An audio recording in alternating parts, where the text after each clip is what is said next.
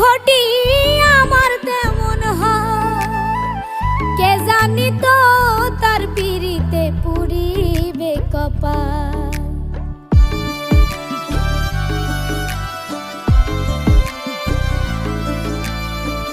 কুমার যেমন পুরাই ঘটি আমার তেমন হাল, কে জানি তো তার পিরিতে পুরিবে কপাল। মল্লিক কান্দে সর্বদাই পাখি আইরে ফিরে আয়।